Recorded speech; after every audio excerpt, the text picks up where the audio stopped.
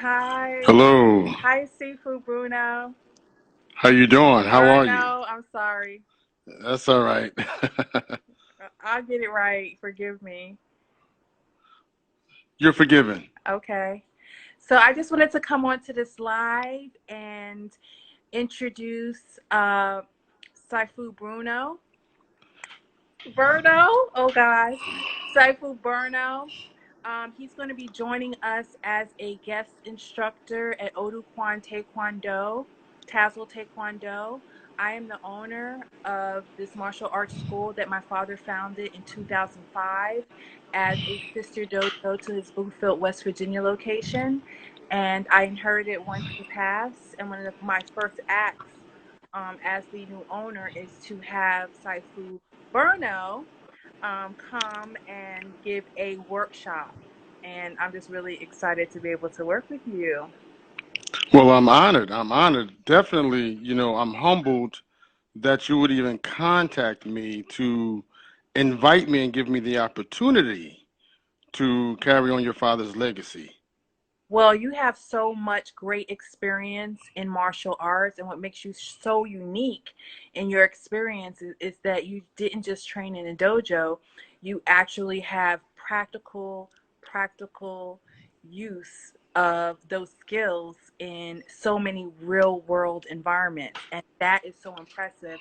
And that is why I think that you are of great benefit to myself and to anybody who trains with you, which is so important in these times, obviously. Well, thank you. Thank you. Um, you know, being raised in the upper middle class, black home, my parents made it a great asset for us to train hard and be the best at whatever we did. So we were into martial arts. I was into gymnastics. So I always made that a part of everything that I've done, Right, and some of my activities. right.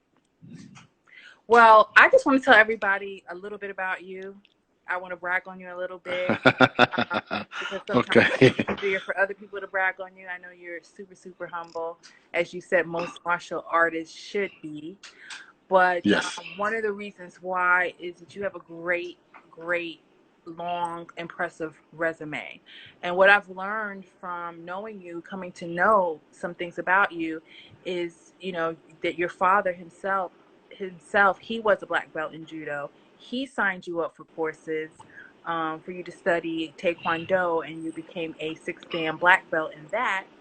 And from there, you went on Yes. to study um, and become the Hungar Kung black Fu. sash that you are under Shaolin Kung Fu, right? And Yes, that's correct. then after that, you became an electric knight in Ninjutsu. Yes. So overall, Yes. you've been studying martial arts for 40 years.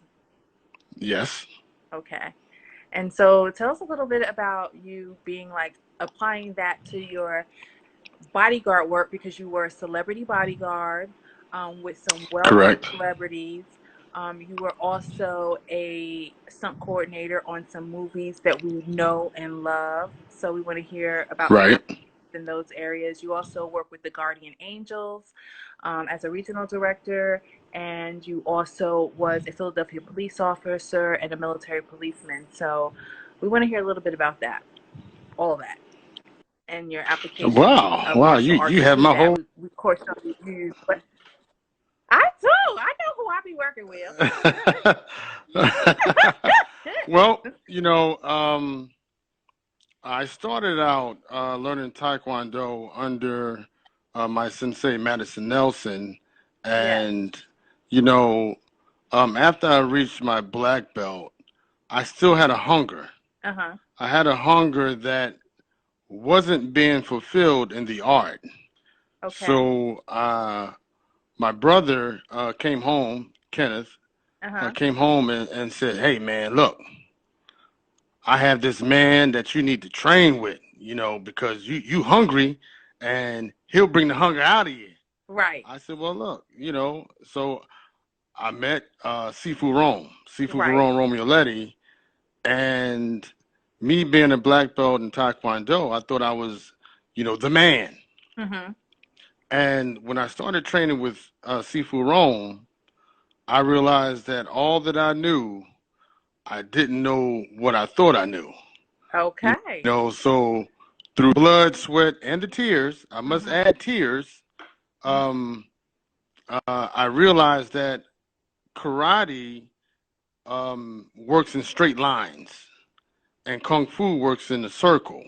Okay. So I started utilizing the things that I've learned prior to Sifu Rome, and on my free time, I would, study and just apply what I've learned before to what he was teaching me. Okay. And when I would go to class an hour and a half early, and after class, I would, train an extra hour and a half later. And he always asks, "Why do you do that?" I said, "Because I want to be the best in whatever lineage I'm in." And Right. he said, "Okay, you want to be the best? I'm gonna train you to be the best." And um, Sifu Rome is the one who introduced me to the movies. He started working on The Last Dragon, took me along set with him, and Mhm. he was the actual stunt leader, Mhm. and he made sure that I assisted him in all the movies that he did. Mhm. So I was learning to apply. Mhm. I was an actor, but I wasn't a Right. stunt coordinator. Right. So he said, "I'm going to bring you in to the other side of things so that you can see how they are." And Right.